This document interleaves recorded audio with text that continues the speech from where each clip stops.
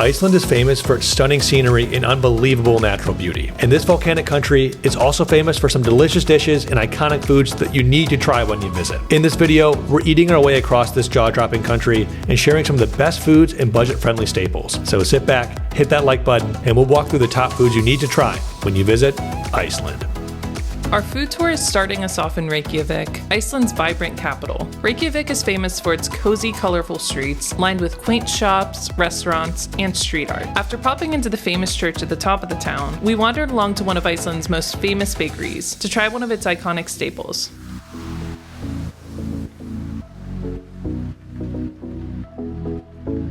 All right, so we stopped at a pretty famous bakery here in Reykjavik. We were planning on going here, and they actually talked about it in our walking tour as well. So, you know, it's definitely a popular spot. And the thing to get here are the cinnamon rolls, and I see why. Before we even stepped foot into the bakery, I could smell the cinnamon rolls from everybody eating them around me. And the look of this does not disappoint. We actually saw them making these fresh in there, and it feels like it's right out of the oven. In terms of a cinnamon roll, I am not so much a fan of a bunch of icing on top. I'm sure that's very dependent on the person, but this doesn't look super icing heavy. It actually looks like they put powdered sugar on it instead of the icing, and you can just tell that the cinnamon part's gonna be so gooey and buttery. So I'm gonna dive in. Oh my gosh. Wow, immediately you're hit with kind of like a jelly consistency that's just straight like a cinnamon butter, and the bread is so flaky and actually pretty dense as well. Oh my gosh. Yeah, it's almost like a jelly-filled donut, but of the cinnamon variety. This is incredible and the perfect breakfast on a chilly Icelandic day. After finishing our cinnamon treat, we're headed through Reykjavik's charming city center in search of something more substantial. Along the way, we're walking along rainbow streets and passing town squares with vibrant street art. After a scenic walk along the water, we made our way to one of the most famous food spots in the whole country to try an essential Icelandic meal. All right, so we just picked up some food, which I am really excited to try. These are Icelandic hot dogs, and we were told they're something we absolutely have to have when we come to Iceland. They're a little different than the hot dogs you might expect in the States, and we went to a spot in particular that we were told is one of the best spots to pick one of these up. I believe it's one of the longest standing family-run restaurants in all of Iceland. And I think what's kind of funny is, while it's just a little shack, a lot of famous people have stopped here. I know Bill Clinton's come here, a couple Kardashians, and probably plenty more that I just don't know off the top of my head.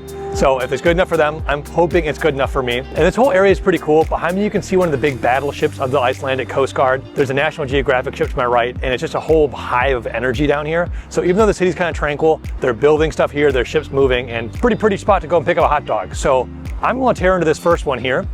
Here we go. Oh, that's good. It definitely has your classic hot dog taste, but you can tell there's definitely a little bit of an Icelandic twist on there. I was talking with the lady who was running the shop, and she mentioned that while normal hot dogs are often pork or beef, the bulk of these hot dogs are actually lamb, and they have kind of a secret ratio of how they mix the meats in there.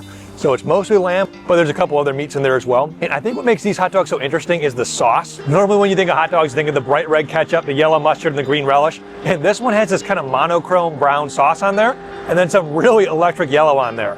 So I asked the lady what it was. The brown, we're told, is kind of their fancy special mustard that they make. And the yellow is kind of a mix of mayonnaise and something else that I couldn't really understand that she put in there. But it definitely has a unique taste to it. It's kind of like a creamy mustard, not too spicy. So if you're looking for an iconic spot in Reykjavik, this is a great spot to pick up a bite. And I'm from Chicago, so I know good dogs, and this is a good hot dog. Carrying on with our food tour, we're walking along the water's edge to Reykjavik's harbor. Here, amidst the ships and waves, we're popping in to get a quick pick-me-up on a brisk July day. All right, so we picked up a cappuccino from a coffee shop that was recommended to us by a local. They actually had so many different creative options for drinks in there, but I kind of panic ordered a cappuccino just because I didn't know the currency conversion and didn't want to pay some outlandish price for a beautiful drink. But I think this came out to around $7 US, so not too bad. And you can't really go wrong with a cappuccino. What's cool about this location is it seems like it's a really common spot for whale watching boats to take off. We've seen plenty of people come get suited up and jump on the boats to go see some whales. And I think there might also be some other wildlife watching boats that take off from here. So I'm sure this spot's pretty popular after you get off one of these boats and you're craving a hot drink. So I'm gonna give it a sip. Yeah, that's really nice and smooth. I always like when they give it to you to go and they leave the lid off so you can see the pretty cappuccino art. But yeah, it's nice and foamy, really creamy, and definitely a nice little pick-me-up. Like I said, it's probably one of the more boring drinks that they make. We saw cinnamon caramel lattes, matcha lattes, and it seems like they change their drink specials every month. So if you're feeling a little bit more creative than I was, definitely check this spot out. After our delicious stroll through Reykjavik, we're hopping in the car to start our journey into the wild. Our first stop outside the city is taking us to a famous waterfall just off Iceland's famous Golden Circle loop. After parking our car, we walked about 10 minutes to explore the roaring waterfalls. And after getting absolutely doused by the spray of this massive waterfall, we wandered back up to a scenic overlook to enjoy a quick meal. All right, so we're at our first stop on the Golden Circle, and we carried with us some sandwich supplies just because we've heard Iceland is so expensive that you kind of want to bring your own stuff. Go to the grocery store and kind of make your own meals as you go. So we kind of let the prices in the supermarket determine what we want to put on this. So it seems like deli meat's definitely still on the pricier side, but it seems like you can pick up cheese and some spreads for a pretty affordable price. So we actually picked up some cheese slices, some pesto, and some hummus here. And the bread's not your average grocery store bread. Where we picked up the cinnamon rolls earlier, we actually picked up a loaf of bread there as well. Had them slice it up for us, and it looks amazing. I think there's actually poppy seeds. It looks like some bigger grains on the side. So it's got a nice crust, and I think it's actually a sourdough despite being pretty dark. So we definitely worked up an appetite. We actually hiked all the way down to the waterfall you can see behind us, which is only like a 10-minute walk, but it is straight down and the water is roaring. So I can think of a better spot to enjoy a picnic in Iceland. Cheers.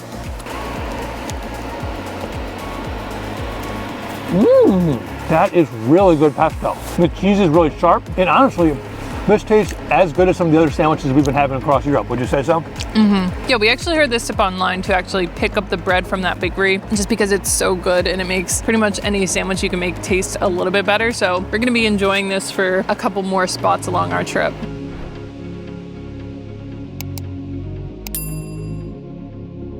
Our next stop on the food tour is taking us into Silfra, one of the hidden wonders of Iceland. This national park might not look like much on the surface, but the waters here hold one of the country's best kept secrets. If you've seen our ultimate Iceland itinerary, you probably know what we're talking about. And if you haven't, be sure to subscribe and check that video out if you're looking for the best route and ultimate one-week guide to road tripping through Iceland. Anyways, prior to sampling our next goodie, we're suiting up in some incredibly tight-fitting dry suits and taking a dip beneath these icy waves. All right, so we just finished up probably one of the most wild experiences I've ever done. We just went snorkeling in Silfra, and the water I think is just 2 degrees above freezing, and I am just regaining function on my lips and my fingers because it got so freaking cold. You actually dive in dry suits, which is almost just like a giant bubble suit.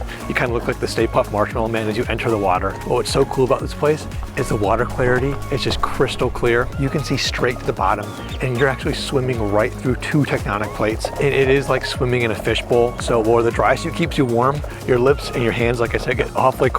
And we got out of the water, we waddled over here in our dry suits, and they gave us some nice hot chocolate here and a little cookie to warm us up. So I can't think of a more fitting spot to drink hot chocolate because that water was pretty cold. So I'm gonna have a sip of this and a little bite of this here. Could definitely be a little bit warmer. I'd say it's lukewarm hot chocolate at best, but the flavor is really good. It's not your standard Swiss Miss. It's actually really bold and creamy. It actually feels very fitting for this kind of gray Icelandic day. But yeah, this hot chocolate is the icing on the cake of a surreal experience. Carrying on with our food tour, we're heading further along the Golden Circle in search of our next spot to fill our bellies. For this, we're on the road to the town of Vik, which is world famous for its picture-perfect church tucked into this magical lush oasis. You also might recognize this as a place in our top things to do in Iceland video, where we visited this incredible black sand beach with towering sea stacks that was also home to a huge puffin colony, making for some of the best puffin watching on our trip.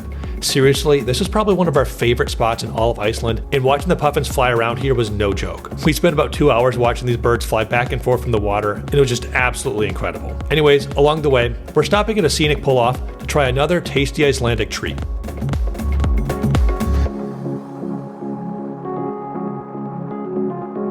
All right, so we stopped at a waterfall on our way to Vik. We actually saw this from the road and it looked incredible, so we had to pull off. What's cool about this waterfall is you can actually walk around the entirety of it. So we are wet right now, not just from the rain, but from the mist from the actual waterfall. So we got a little treat to hopefully warm up a little bit, even though it's getting a little bit wet in the rain as well. This is a pepperoni and cheese panini, and I'm gonna go in for a bite. It's really good. It's kind of like a long baguette that they pressed with cheese and pepperoni in between. So I'm mainly getting bites of the bread here, which is totally fine because warm bread is very cozy right now. This was around $12 US, I think. So not too pricey for a food stall that's literally in the middle of a tourist attraction. But yeah, I think we're gonna finish this in the car and try to warm up a little bit. But this stop was definitely worth it. It's so cool. And really quick, we'd like to thank TST e-bikes for sponsoring today's video. One of our favorite ways to explore new areas is on two wheels, and if you're looking to pick up a great e-bike at a competitive price, you need to check out TST e-bikes. We've been absolutely loving their R002 moped style e-bike, and seriously can't get over how well it works. With a 65 to 100 mile range and a top speed of 32 miles per hour, you can cover some serious ground on this e-bike. The seat is comfy and the shocks are incredible, and it's been such a fun way to get around outside. We've been absolutely loving exploring different trails and city paths, and have been so impressed with both its style and its performance. If you're new to e-bikes or just looking to add a new exciting one to your fleet,